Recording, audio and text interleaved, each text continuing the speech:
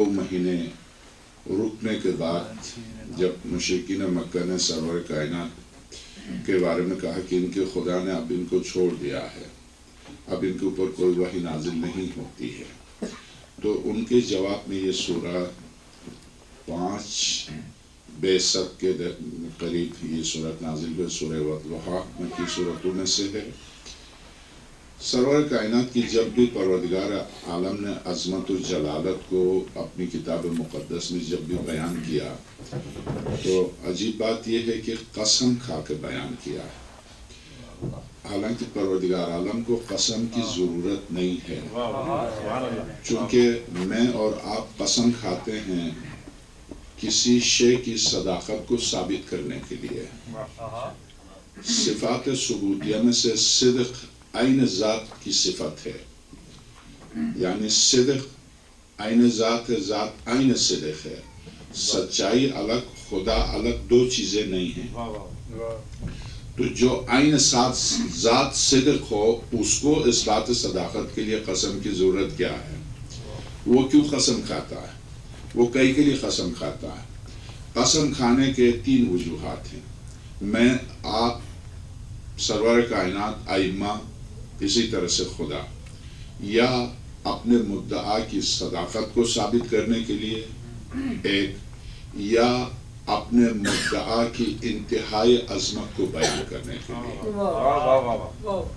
2، یا سننے والے کے پورے ذہن کو اپنی طرف متوجہ کرنے کے لیے 3۔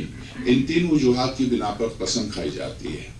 پروردگار عالم کے لیے پہلی صورت محال ہے، اپنی صداقت کے اس بات کے لیے وہ قسم نہیں کھاتا ہے۔ وہ اگر قسم کھاتا ہے تو جس چیز کی قسم کھاتا ہے تو اس چیز کی عظمت، خدا کسی چیز کی قسم کھائے، مثلا اگر وہ سورہ والعادیات میں اس کی راہ میں دوڑائے جانے والے گھوڑوں کے ٹاپوں کی قسم کھاتا ہے تو جن گھوڑوں کے ٹاپوں کی قسم خدا کھا لے، وہ گھوڑے اس قابل ہیں کہ میں چوم لوں۔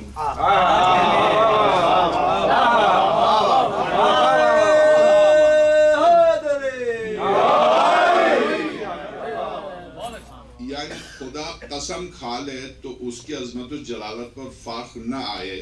میں اسی کی مثال بنا کر اگر پیش کروں مسلمانوں کے درمیان، یہی گھوڑا ہے جس کی اس نے قسم کھائی تو میں مشرک ہو جاؤں۔ وہ قسم کھا رہا، چومنا قسم اس سے بہت نچلا درجہ ہے۔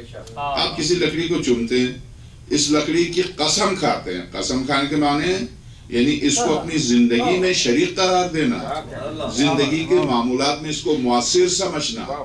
تو جب آپ کسی شے کو زندگی میں مؤثر سمجھ کے اس کی قسم کھا رہے ہیں، وہ زیادہ بہت اہم ہے بنسبت اس کے آپ کسی بھی محترم شے کو چومتے ہیں، کہ کسی بزرگ کے ہاتھ کو چومتے ہیں تو اس کی پرستش تھوڑی کرتے ہیں، مگر قسم کھانا چومنے سے بہت بلند ہے۔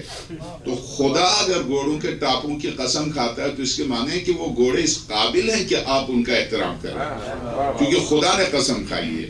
تو اسی طرح سے خدا اگر والتین والزیتون، مجھے قسم ہے انجیر کی اور مجھے قسم ہے زیتون کی، کیا واقعاً درخت رہ گئے تھے خدا کی قسم کے لیے؟ کیا اس نے درختوں کی قسم کھائی ہے؟ ہرگز نہیں۔ یعنی مکتبہ اہل البیت میں اگر مکتبہ اہل البیت سے ہٹ جائیں گے تو قرآن واقعاً آپ کو قرآن نہیں ملے گا، قرآن کے نام سے کچھ اور ملے گا۔ چونکہ اس سلسلے میں آپ اردو میں آ گئی ہے، بہت اچھا ہے اپنے مطالعے میں علم میں اضافے کے لیے، جلال الدین سیوطی کی تفسیر در منصور 6 جلدوں میں اردو میں آ گئی ہے۔ اور اس سے زیادہ بہتر اگر آپ مکتبہ اہل البیت کو تفسیر قرآن کے آئینے میں دیکھنا چاہیں تو علیکم السلام ورحمۃ اللہ، تفسیر ابن کثیر، تفسیر ابن کثیر ضرور پڑھیے گا، ضرور پڑھیے گا، خاص طور سے اس کی پہلی جلد جہاں تابوت سکینہ کا ذکر آتا ہے، سورہ واقعہ بقرہ کی آخری آیات میں، تیسرے پارے کے بالکل تیسرے پارے کی 6ویں سے لے کے 10ویں آیت تک یہ آیات ہیں سورہ بقرہ کی، جہاں قرآن کہتا ہے کہ تحملہ الملائکہ، تو یہ بکسہ تھا، تابوت بکسے کو کہتے ہیں، یہ تابوت سکینہ یعنی بکسہ تھا جس بکسے میں موسیٰ کی ماں نے حضرت موسیٰ کو بند کر کے دریا میں ڈالا تھا۔ تو اس بکسے کو تابوت سکینہ کہا جاتا ہے. سکینہ اس میں یعنی انبیاء بنی اسرائیل کے تبرکات تھے. خود قرآن کریم نے کہا کہ اس میں انبیاء بنی اسرائیل کے تبرکات تھے. ٹھیک، یعنی پہلی جلد ابن کثیر کی پہلی جلد اس آیت کی تفسیر میں کیا لکھتے ہیں؟ یہ تو لکھ لیا کہ عبداللہ ابن عباس سے روایت ہے کہ اس میں کیا تھا، جو جنگ کے لیے جب جاتے تھے تو حضرت داؤد سلام اللہ علیہ جب بیچتے تھے جنگ کے لیے تو کیا کرتے تھے، اس بکسے کو دیتے تھے جنرل کے ہاتھ میں، تم اس کو آگے لے کے چلو. کیوں؟ اس لیے کہ جب بھی اس بکسے کو، یہ تفسیر ابن کثیر اور ابن تیمیہ یہی دو افراد ہیں جو عبد الوہاب کے نظریے کے بانی ہیں. ابن کثیر علامہ ہلی کا ہمزمان ہے سن 700 ہجری کا، عبد الوہاب سن 1200 ہجری کا. نظریات ابن کثیر اور ابن تیمیہ کے تھے. ان نظریات کو نافذ محمد ابن عبد الوہاب نے کیا سن 1200 ہجری میں. اصل بانی عبد الوہاب کے نظریات کے بانی دو اشخاص ہیں، ایک ابن کثیر ہے اور ایک ابن تیمیہ ہے. تو یہ دونوں وہابیت کے اساس و بنیاد ہیں. درست یہ شخص عبداللہ ابن عباس سے تابوت سکینہ کے بارے میں روایت نقل کرتا ہے کہ جب انبیاء بنی اسرائیل جنگ کے لیے جاتے تھے، جالوت سے جنگ کے لیے گئے، اس زمانے کے بادشاہ سے جنگ کے لیے گئے، تو حضرت داؤد نے کہا کہ تم تابوت سکینہ کو سامنے رکھو. جب بھی تابوت سکینہ کو سامنے رکھتے تھے تو فتح یاب ہوتے تھے. تو تابوت سکینہ جس میں تبرکات بنی اسرائیل ہوں، اس میں یہ اثر ہو.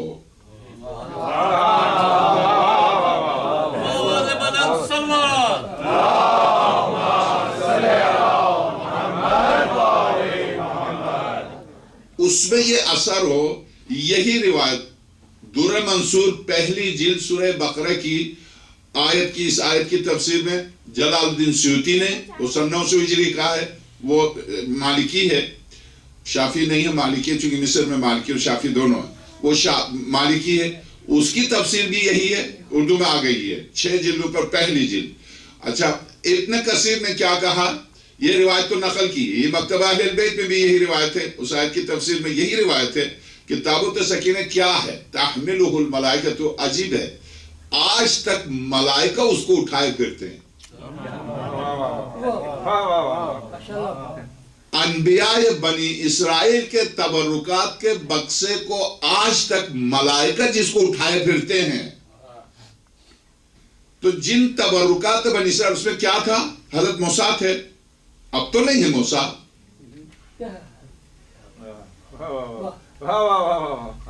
کچھ عرصے کے لیے موسیٰ تھے. اس بکسے کی یہ اہمیت کہ اس کو آگے لے کے چلیں تو فتح یاب ہوں. اس کی عظمت یہ کہ فرشتے اس کو اٹھائے. آج تک 4,500 سے 5,000 سال ہو گئے موسیٰ کے زمانے سے آج تک 5,000 سال اس بکسے کو ملائکہ لیے پھرتے ہیں. آقا امام زمان روح اللہ الفدا آئیں گے تو اپنے ساتھ اس بکسے کو لے کے آئیں گے. تو یہ تو ہمارا، مگر قرآن کریم نے تو صاف طور سے کہا کہ ملائکہ اس کو اٹھائے. تحملہ الملائکہ. تو اس جملے کو آپ نوٹ کر رہے ہیں، ٹیپ کر رہے ہیں، ٹیپ کیجئے گا. قرآن کریم آج تک اس کو ملائکہ لیے پھرتے ہیں. اس کو کیوں ملائکہ لیے پھرتے ہیں؟ کہیں رکھ دیں، کیوں اٹھا کے لیے پھرتے ہیں؟ اس کو کائنات میں گھمانے کی ضرورت کیا ہے؟ یعنی کیا اس کے گھمانے سے آج بھی اس کے اثرات مرتب ہوتے ہیں؟ جس میں انبیاء بنی اسرائیل کی کچھ انگوٹھیاں ہیں اور حضرت موسیٰ کا وہ لباس جس میں لپیٹ کے ماں نے اس میں لٹایا تھا اور لٹا کے دریا میں ڈالا تھا، وہ ہے، اور کچھ انگوٹھیاں ہیں. بس یہ کل سکینہ، تابوت سکینہ کے اندر کل اسباب جو ہے وہ یہ. تو یہ موسیٰ کا لباس آج تک ملائکہ اٹھا کے لیے پھریں اس بکسے کے ساتھ، اور انبیاء کے تبرکات کو ملائکہ آج تک لیے پھریں. خدا اے پروردگار، تو طاقت مطلق ہے، قادر مطلق ہے، تو نے ایک بکسے کے ذریعے انبیاء کو فتح کیوں دیا؟ تو نے یوسف کی قمیص کے ذریعے یعقوب کو بینائی کیوں دی؟ تو نے شہزادی کی چادر کے ذریعے خاتم الانبیاء کو توانائی کیوں دی؟ سوال یہ کہ تو شافی تو ہے، کافی تو ہے، سب کچھ تیرے پاس، شفاعت تیرے پاس، یہ سرور کائنات وما ارسلناک الا رحمت للعالمین ایک چادر کے نیچے آ جائیں، عالمین کی رحمت چادر کے نیچے آ جائے، وہ بھی اس لیے کہ جسم اب ٹوٹ چکا ہے اور جسم کی دوا اس چادر میں ہے۔ یہ اس کے اندر فلسفہ کیا ہے، حکمت کیا ہے؟ پیغمبر خدا سے کہتے پروردگار میں صبح سے شام تک تیری بارگاہ میں، یا ایھا النبی انا ارسلناک شاہدا ومبشرا ونذیرا وداعیا الی اللہ باذنہ وسراجا منیرا، میں تھک گیا ہوں۔ سورہ مبارکہ حجرات، جب اے مسلمانوں پیغمبر کے سامنے سورہ احزاب، سورہ حجرات، دو جگہ مسلمانوں کو تمیز سکھا رہا، پیغمبر کے سامنے بیٹھنے کا، گفتگو کا، اور اگر پیغمبر خدا دعوت دے تو جاؤ بے شک کھانا کھا لو، مگر آپس میں گفتگو کرتے ہوئے نہیں بیٹھو، اس لیے کہ میرا پیغمبر کثرت حیا کی وجہ سے تم سے نہیں کہہ پا رہا، وہ تھوڑی دیر آرام کرنا چاہتا، تم آرام کرنے نہیں دیتے، تمہارے سامنے وہ پیر پھیلا کے بیٹھنا نہیں چاہتا، لیٹنا نہیں چاہتا۔ جب اس حد تک لا تقدموا بین یدی اللہ ورسولہ ولا ترفعوا اصواتکم فوق صوت النبی، میرے پیغمبر کی آواز پر آواز بلند نہیں کرو اور پیغمبر سے آگے بڑھنے کی کوشش نہیں کرو، چلنے کے لیے، بیٹھنے کے لیے۔ جب یہ آداب مسلمانوں کو، چونکہ ان آیات سے پتہ چلتا ہے کہ کچھ تھے جو انتہائی بدتمیز، جن کو تمیز بھی نہیں تھی بیٹھنے کی، اور جو بارگاہ رسالت میں جن کو بیٹھنے کی تمیز بھی نہ ہو، ان کو پیغمبر کی جگہ پر بٹھا دیں۔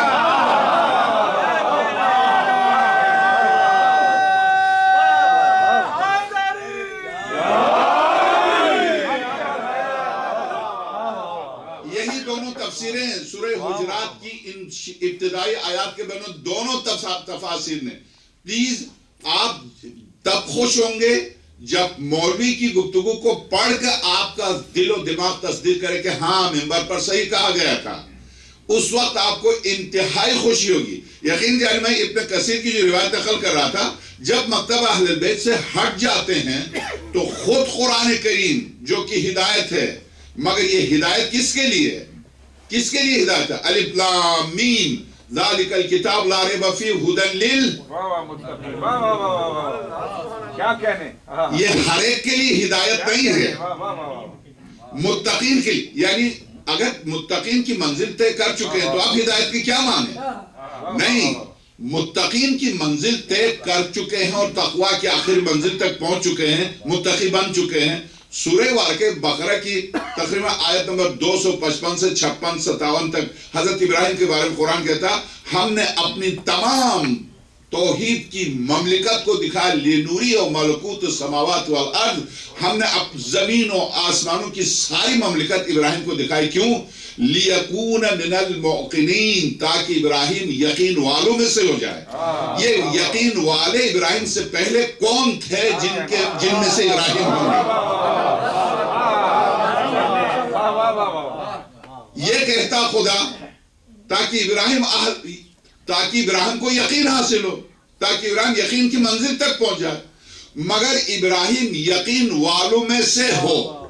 اس کے معنی کیا ہوئے کہ ابراہیم سے پہلے اہل یقین ہیں جن تک پہنچنے کی خلیل خدا کی دعا ہے۔ اور اسی طرح سے سورہ ابراہیم میں حضرت ابراہیم کی دعا، سورہ صافات میں حضرت ابراہیم کی دعا، ان آیات قرآنی آیات میں انبیاء الہی کی دعا، خاص طور سے سورہ یوسف میں حضرت یوسف کی دعا، پروردگار مجھے صالحین میں سے قرار دے۔ ایک نبی خدا آیت اللہ حسین طباطبائی رضوان اللہ تعالیٰ علیہ سیر و سلوک جو ان کی کتاب اردو میں ہے، سیر و سلوک، اس میں لکھتے ہیں کہ ایک نبی خدا کیا جس صلاح کی منزل پر ایک مومن ہو سکتا ہے، ایک مسلمان ہو سکتا ہے، کیا اس صلاح کی منزل پر بھی نہیں ہے کہ صالحین میں سے ہونے کی دعا مانگ رہا؟ دعا اس صفت یا اس شے کو مانگا جاتا ہے دعا میں جو میرے آپ کے پاس نہیں ہے۔ جو موجود ہے اس کو طلب نہیں کیا جاتا، جو موجود ہے اس کا طلب تحصیل حاصل کہلاتا ہے، جو محال ہے۔ جو آپ کے پاس جو شے نہیں ہے اسی کو بارگاہ الہی طلب کرتے ہیں. درست انبیاء الہی کی دعاؤں میں یہ جملہ خاص طور سے، اور دعائے قنوت میں بھی مستحب ہے اس آیت کی تلاوت یا بے اولاد کے لیے رب لا تذرنی فردا وانت خیر الوارثین. آخر میں اس آیت کی 2-3 آیتوں کے بعد پھر حضرت زکریا کہتے ہیں مجھے صالحین میں سے قرار دے. یوسف کہتے ہیں مجھے صالحین میں سے قرار دے. خلیل خدا 3 عہدہ الہی، 3 عہدوں کے مالک، اور آخری چوتھا عہدہ بھی جو بارگاہ الہی میں تھا امامت، وہ بھی دینے کے باوجود دعا مانگ رہے مسلسل مجھے صالحین میں سے قرار دے.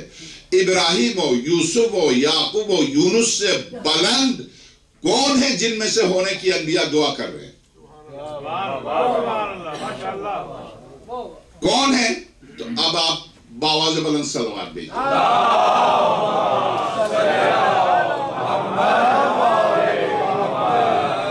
میں نے آپ کی خدمت میں عرض کیا تھا قال یا ابلیس ما منعک ان تسجد لما خلقت بیدی. میں معذرت خواہ ہوں، مجھے پتا ہے کہ میں یہاں بالکل بغیر کسی تقیہ کے کھل کر گفتگو کر سکتا ہوں، مگر مشکل میری یہ ہے کہ بعض اصطلاحات ایسے ہیں جس میں تھوڑا سا علمی طور پر خوف لگتا ہے. قولہ تعالی، پروردگار عالم کا قول، قال یا ابلیس. اب میں پہلے آیت بتا دوں تاکہ آپ پریشانی آپ کی پہلے سے دور ہو. آیت نمبر 75 سورہ 7، آیت نمبر 75. آیت نمبر 75 سورہ 7. انگلش میں قرآن کا ترجمہ ملتا ہے، اردو میں ملتا ہے، کسی کا بھی ترجمہ، حتیٰ اشرف علی تھانوی کا ترجمہ دیکھیں، تھانہ میں دیکھیں، کوئی بھی دیکھ لیں.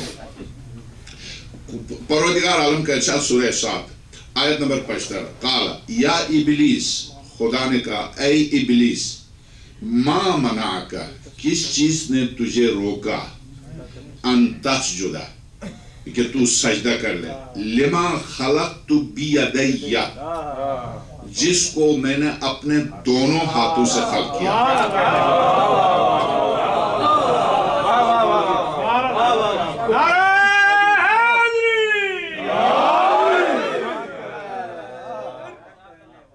میں نے جس کو اپنے دونوں ہاتھ، پروردگار تیرا تو ایک بھی ہاتھ نہیں ہے.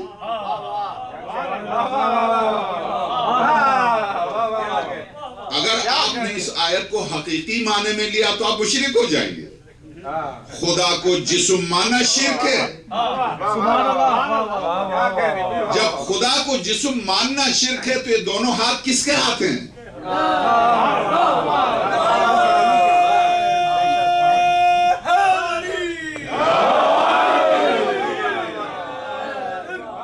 قرآن سے ثابت ہے کہ آدم 2 ہاتھوں سے بنے، ایک ہاتھ سے بھی نہیں.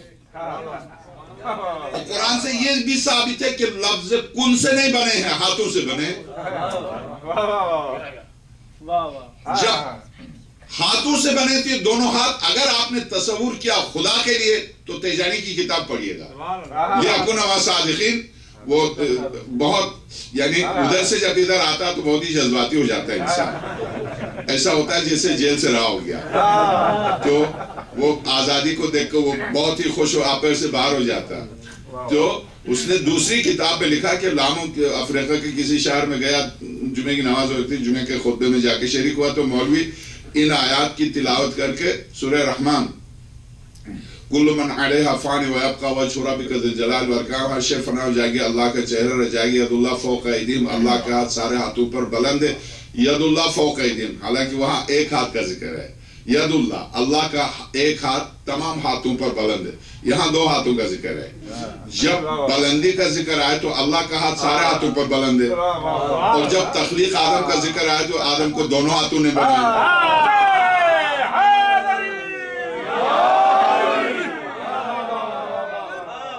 نعوذ باللہ. پروردگار تخلیق آدم میں آپ کا دوسرا ہاتھ کہاں گیا؟ وہ ایک ہاتھ تو آپ کا بلند تھا، دوسرا ہاتھ کہاں تھا؟ 2 ہاتھوں سے آپ نے تو نے آدم کو خلق کیا. یدیہ، بیدیہ، میں نے دونوں ہاتھوں سے خلق. آگے مجھے تو شہزادی پر پڑھنا ہے، چونکہ آج جو مصرع پڑھا اس کا خدا ان کو سلامت رکھے، خان صاحب کو، جو مصرع پڑھا ام ابیہا. ایک اب تک جو 2 مجالس میں نے عرض کیا کہ شہزادی واسطہ فیض ہیں اللہ اور امامت کے درمیان.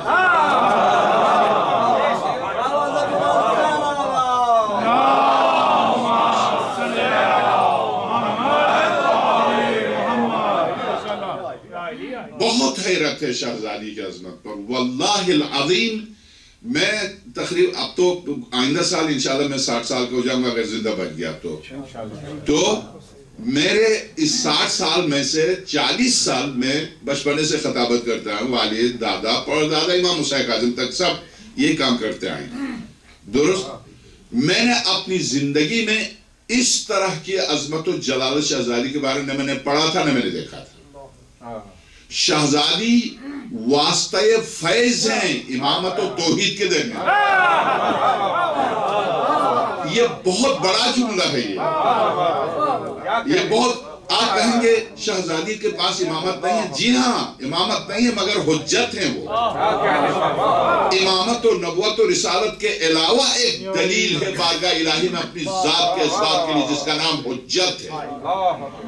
مریم حجت، سارہ حجت، موسیٰ کی ماں حجت، اور جن کی خادمہ بن کے آنے والی خواتین حجت ہوں تو شہزادی کونین. اب آپ اس آیت کے سلسلے میں جو آغا نے جو اجتہاد کیا بس اس پر قول ہوتا قال یا ابلیس ما منعکا، اے ابلیس کس چیز نے تجھے روکا، ان تسجد سجدہ کرنے سے، لما خلقت بیدی جس کو میں نے اپنے دونوں زور اس آیت میں اپنے دونوں ہاتھوں پر ہے، جس کو میں نے اپنے دونوں ہاتھوں سے خلق کیا. استکبرت کیا تو نے میرے ہاتھوں کی تخلیق کے سامنے جھکنے سے تکبر کیا.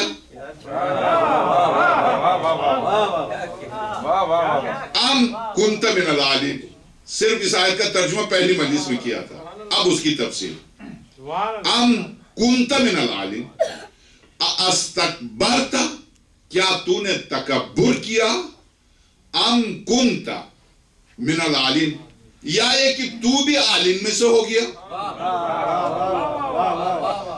خدا ابلیس سے کہہ رہا کہ تجھے بھی ملائکہ کو بھی میں نے سجدے کا حکم دیا ہے، اور جب سجدے کا حکم دیا تھا تو آپ جانتے ہیں رزق لے کے آنے والے ملائکہ، آسمان اٹھانے والے ملائکہ، عرش حاملان عرش ملائکہ، بچے کی ولادت کے وقت آ کر نکالنے والے ملائکہ، بچے کا نقش اور اس کی تصویر مصور اللہ کے اسماء حسنہ میں سے ایک اسم مصور ہے.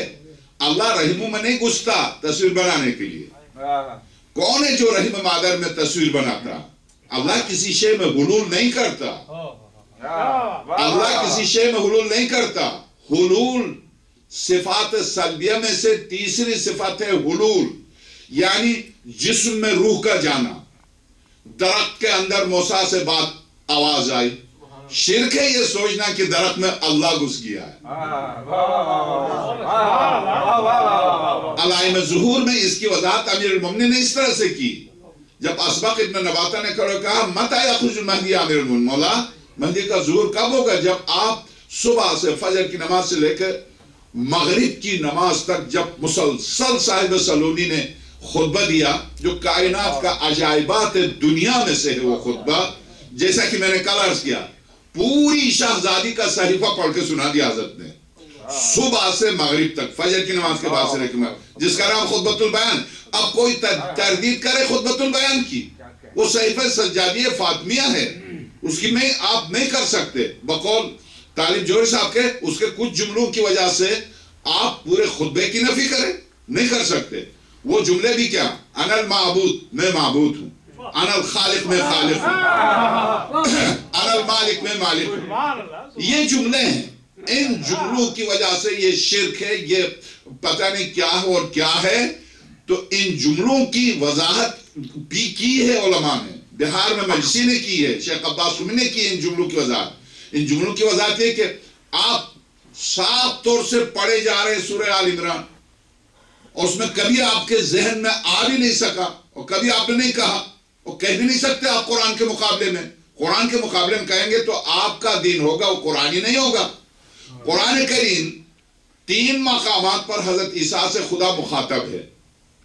3 مقامات پر مخاطب تو پورا قرآن کریم میں بہت جگہ حضرت عیسیٰ سے مخاطب ہے، مگر 3 مقامات پر اپنی نعمات کو یاد دلاتا ہے. ان میں سے ایک سورہ واقعہ مائدہ سورہ آل عمران میں 2 دفعہ، سورہ مائدہ میں 1 دفعہ. سورہ مائدہ میں قیامت کا دن ہے، بارگاہ الہی ہے، 1,24,000 انبیاء اپنی اپنی صف میں اپنی امتوں کو لیے کھڑے ہیں. سورہ مائدہ قال یا عیسیٰ اانت قلت، یہاں سے شروع ہوتی ہے عیسیٰ تو نے کہا تھا، جبکہ تجھے میں نے اپنا نمائندہ بنا کر اپنی صفات دے کر بھیجا تو نے اپنی عبادت کرا دی. اانت قلت اتخذونی و امی الہین، سورہ بال، کیا تو نے کہا تھا مجھے اور میری ماں کو معبود بنا دو. حضرت عیسیٰ نے کہا پروردگار جو میں نے کہا ہے وہ تو جانتا ہے، جو تو جانتا وہ میں نہیں جانتا.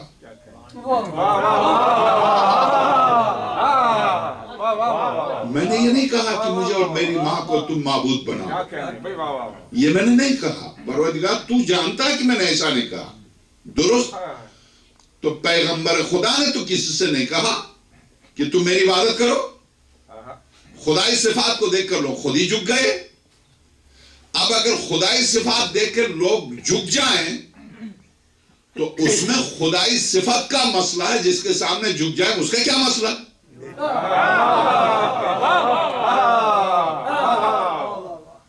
تخلیق، یہاں لفظ تخلیق، جب میری نعمتوں کو یاد کر، وَإِذْ تَخْلُقُ، جب تو خلق کرتا تھا. خدا خود خالق خود خلق کی نسبت عیسیٰ کی طرف دے رہا، اپنی ذات کی طرف نہیں دے رہا. جب تو خلق کرتا تھا مٹی سے پرندے کو، اور جب تو پھونکتا تھا تو وہ اٹھتا تھا میری اجازت سے. میری اجازت سے. تو ہم بھی کہتے ہیں جو کچھ کرتے ہیں وہ اسی کی اجازت سے کرتے ہیں، اسی کی اجازت سے کرتے ہیں. تو اس میں شرک کی کون سی؟ حضرت عیسیٰ کے لیے شرک نہ ہو، جس کے بیٹے کے پیچھے عیسیٰ مؤذن ہو اس کے لیے شرک نہ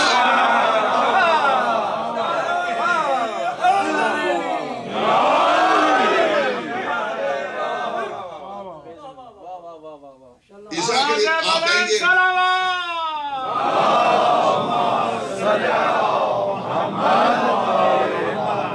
کہیں گے عیسیٰ کے لیے قرآنی دلیل ہے، قرآن کریم میں قرآنی دلیل ہے.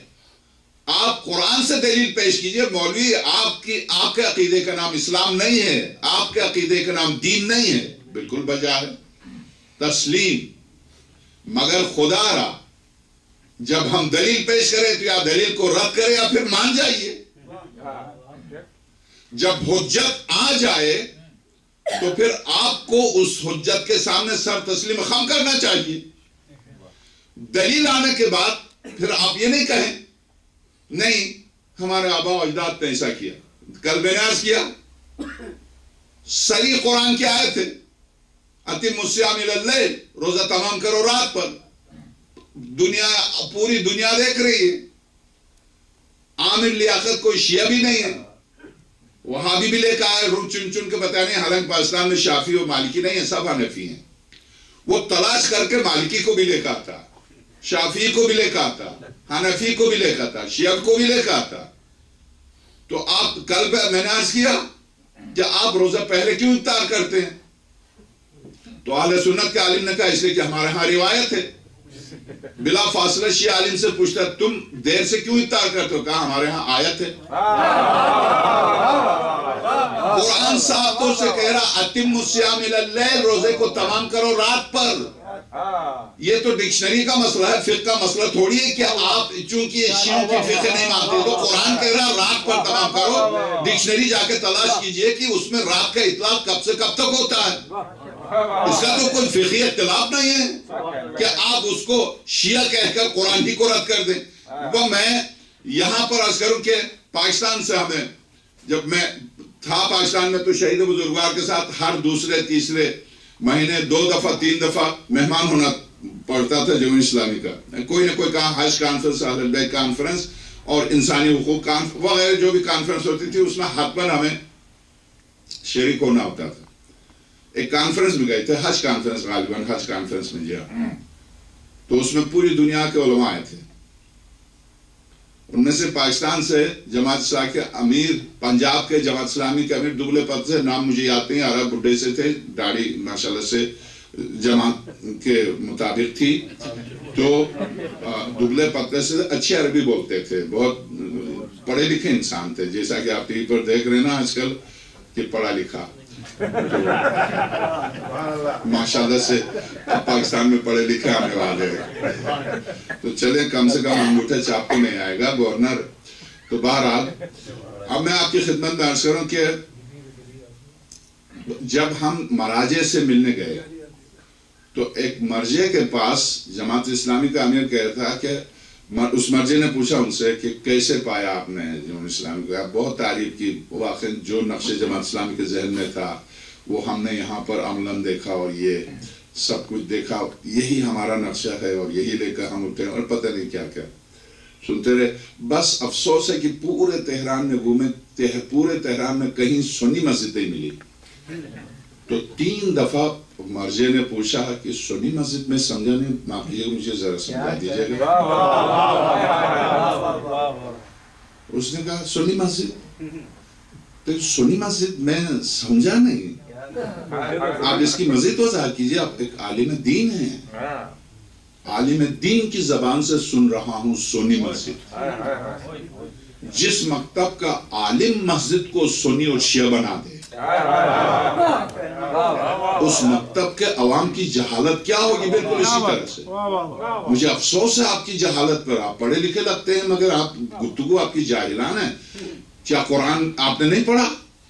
ان المساجد للہ، مسجدیں صرف اللہ کی ہوتی ہیں، وہ سنی شیعہ نہیں ہوتی ہیں۔ جو اللہ کو مانتا ہے اس کو آئے عبادت کر، پورے تہران میں جائیے کوئی شیعہ مسجد دکھائیے کہ مسجد شیعہ ہو،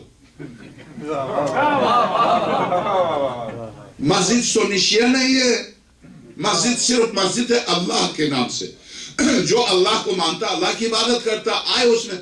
آپ لے کر آئے سنیوں کو، میں چلتا ہوں آپ کے ساتھ، دیکھتا ہوں کون تہران کا کوئی شخص منع کرتا نماز پڑھنے سے، لے کر آئیے۔ اب اگر تہران میں سنی نہیں تو کیا ہم باہر سے لے کر آئیں؟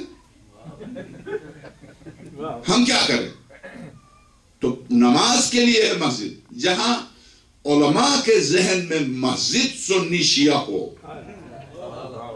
مسجد ان المساجد للہ، قرآن کریم کی صریح آئے، مساجد صرف اللہ کی ہیں، وہ سنی شیعہ نہیں ہے، جو اللہ کو مانتا، جو اللہ کی عبادت کرتا چلے جائے، ہاتھ باندھ کے نماز پڑھ لے، ہماری طرف سے ہمیں کیا فرق پڑتا، پیر بھی باندھ دے، مشکل نہیں ہے۔ خدا نے تو ہاتھ باندھنے کے لیے نہیں کہا، اور نہ سرور کائنات نے کبھی ہاتھ باندھے، بلکہ یہودیوں نے کہا خدا کا ہاتھ باندھے۔ خدا کو اتنا غصہ آیا اس قول پر، ہزاروں جرائم کرتے ہیں ان پر غصہ نہیں آیا، ہاتھ باندھنے پر غصہ آ رہا خدا کو، غلت ایدیہم، ان کے ہاتھ بند ہو جائے، بل یدا مبسوط ہے، اس کے دونوں ہاتھ کھلے ہوئے، خدا کے دونوں ہاتھ کھلے ہوئے، تم زبردستی خدا کے سامنے اپنا ہاتھ باندھ کے کھڑے ہو، خود خدا کہہ رہا میرے ہاتھ کھلے ہو، تم کیوں باندھ کے کھڑے ہو؟ تو خیر مجھے اس پر گفتگو نہیں کرنی، میں آپ سے عرض کروں یہ آیت ارشاد صریح قرآن کریم کی آیت، اس میں کوئی تفسیر تعویل ہرگز نہیں، لغوی معنی دیکھیے، معنی آپ ڈکشنری اٹھا کے دیکھیے، استکبرت ام کنت من العالین، سورہ 7 آیت نمبر 75، کیا تو نے تکبر کیا میرے ہاتھوں سے خلق شدہ آدم کے سامنے سجدے سے، یا یہ کہ تو بھی عالم میں سے ہو گیا؟ تو یہ آیت کیا کہتی ہے؟ جیسا کہ پہلی گفتگو میں عرض کیا، یہ آیت 4 موجودات پر گفتگو کرتی ہے، ایک اللہ جو سجدے کا حکم دے رہا، 2 فرشتے جن کو سجدے کا حکم دیا جا رہا، 3 آدم جس کے لیے سجدے کا حکم دیا جا رہا، 4 عالین جو سجدے سے مستثنا۔ ٹھیک، اس آیت کے اندر 4 چیزیں موجود ہیں۔ تو اب وہ کون، جب کائنات میں، اب آپ غور کیجئے، کائنات میں، ساری کائنات میں، میں عرض کر رہا تھا، فرشتے بارش برساتے ہیں، فرشتے رزق دیتے ہیں، فرشتے ہوا چلاتے ہیں، فرشتے پانی چلاتے ہیں، فرشتے موت، فرشتے حیات، 31 دفعہ پروردگار عالم نے موت کی نسبت ملک الموت کی طرف دی ہے، وہ قلعہ بھی ملکul موت آ کے تمہاری روح کو قبض کرتا. سب کہتے ہیں اسرائیل کے بارے میں سب کا عقیدہ ہے, اس میں کوئی شرک تو ہے نہیں. حیرت کی بات نہیں ہے کہ اسرائیل کی طرف موت کی نسبت دینا شرک نہیں ہے, اور اسرائیل جس دروازے پر سجدے کرے, اسرائیل جس شہزادی کی اجازت کے بغیر گھر میں داخل نہ ہو سکے, ان کے اختیار کو سلب کیا جائے, ان کے اختیار کو سلب کیا جائے. مگر اسرائیل کی طرف موت کی نسبت دینا شرک نہیں ہے. کیوں شرک نہیں ہے؟ اس لیے کہ خدا نے نسبت دی ہے. اور اسی طرح سے والدین کے سامنے والدین کا شکر ادا کرنا شرک نہیں, اس لیے کہ خدا نے حکم دیا. تو اگر خدائی احکام آپ مانتے ہیں تو خدا نے قسم کھائی ہے گھوڑوں کے ٹاپوں کی, تم قسم نہیں کھاؤ, کم سے کم احترام تو کر لو.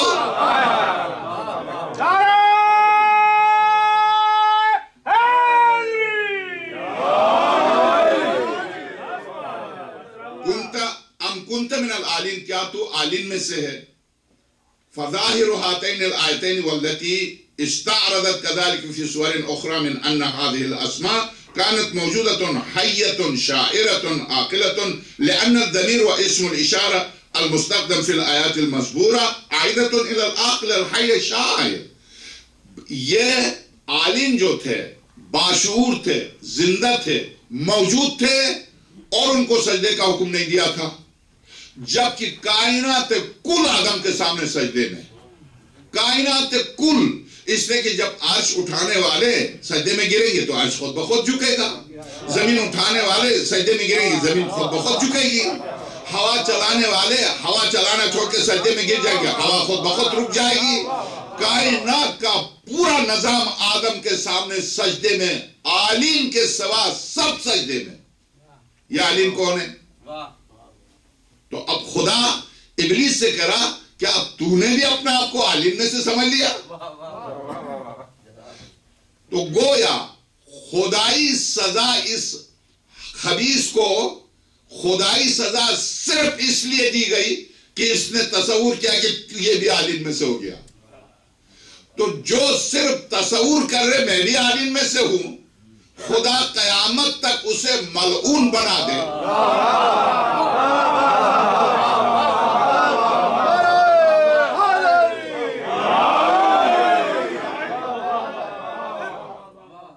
حالانکہ اس نے عالم کی جگہ پر قبضہ نہیں کی,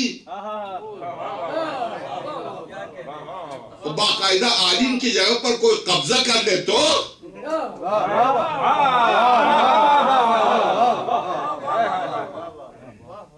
کیوں امام حسن مجتبیٰ سلام اللہ علیہ فرماتے ہو اتر جا, یہ تیری جگہ نہیں. عالم کی فرق کیوں اتار رہی ہے اس کو جو عالم میں سے نہیں ہے؟ کیوں؟ اس لیے کہ مقام علیین, یہی کہا خود امام حسن مجتبیٰ علیہ احتجاج پہلی جلد, یہ مقام علیین ہے, یہ مقام علیین ہے. تو اپنے باپ کے منبر پر بیٹھے میرے باپ کا کیوں کہا؟ تو کہنے والے میرے باپ کا منبر ہے, تیرے باپ دادا کے جب منبر بھی نہیں ہے تو کیوں میں فظاہر. اب آئیے کنت من العالین, اس آیت سے واضح طور پر فرشتے خدا اور آدم کے علاوہ عالین ہیں. درست یہ پتہ آپ کو یقین ہے, آپ صرف ساری لا رہے مجھے جلدی سے آگے بڑھانے کے لیے.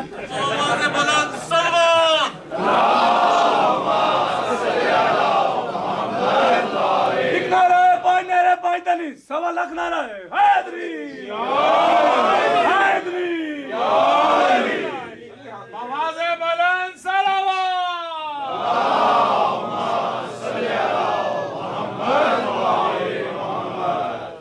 چار موجود پروردگار عالم, ملائکہ, آدم اور عالم. درست درست صحیح. آپ ہاں کہیں مجھے ایک صلوات بھیجئے.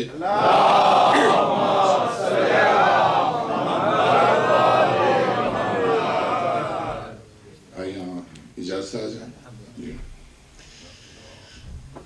ارشاد ہوا کہ عالم, جب یہ بات طے ہے عالم میں سے, کائنات ساری جھک گئی, عالم کو سجدے کا حکم نہیں تھا، اس لیے خدا نے کہا تو کیسے عالم میں سے ہو گیا؟ چونکہ عالم کو سجدے کا حکم نہیں ہے تو نے کیسے اپنے آپ کو عالم میں سے سمجھا؟ تو استثناء میں سجدے سے مستثنا تھے وہ جو عالم تھے، درست؟ سجدے سے مستثنا کیوں تھے؟ عالم سجدے سے مستثنا اس لیے تھے کہ چونکہ عالم بلند ترین کو کہا جاتا ہے، جب وہ بلند ترین ہیں تو آدم زمین پر ابھی خلق ہوا، بلند ترین کو پس کے سامنے سجدے کا حکم عدل کے منافی ہے، عدل کے منافی۔ تو اس آیت سے پتا چلتا آدم کے سامنے کائنات جھک گئی تھی، عالم نہیں جھکے تھے، عالم کو سجدے کا حکم نہیں تھا، تو ان عالم کو سجدے کا حکم خدا نے کیوں نہیں دیا؟ انہیں سجدے کے حکم سے استثناء کیوں کیا؟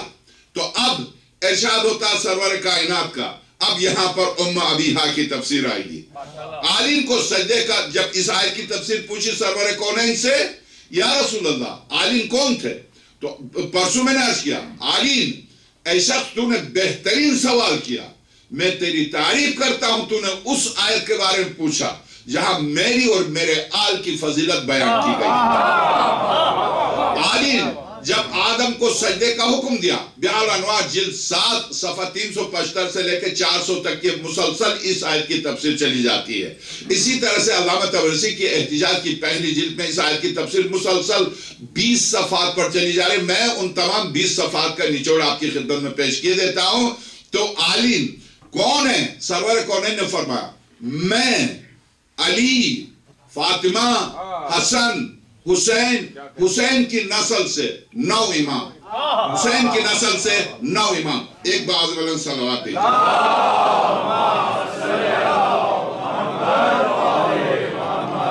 ففی حدیث عن رسول اللہ صلی اللہ علیہ وآلہ مسندن عن سلمان الفارسی، سلمان فارسی سے یہ روایت مستند ترین ذرائع سے نقل کی گئی ہے۔ دخلت علی رسول اللہ صلی اللہ علیہ وآلہ، سلمان کہتے ہیں کہ میں ایک دن سرور کائنات پر داخل ہوا، فلما نظر الیہ، جب سرور کونین کی نگاہ رسالت مجھ پر پڑی، قال یا سلمان ان اللہ عز وجل لم یبعث نبیا ولا رسولا الا جعل له 12 نقیبا، پروردگار عالم نے کسی نبی اور رسول کو نہیں بھیجا مگر اس کے 12 نقبات تھے، 12 نائبین تھے، ہر نبی کے 12 نائب تھے۔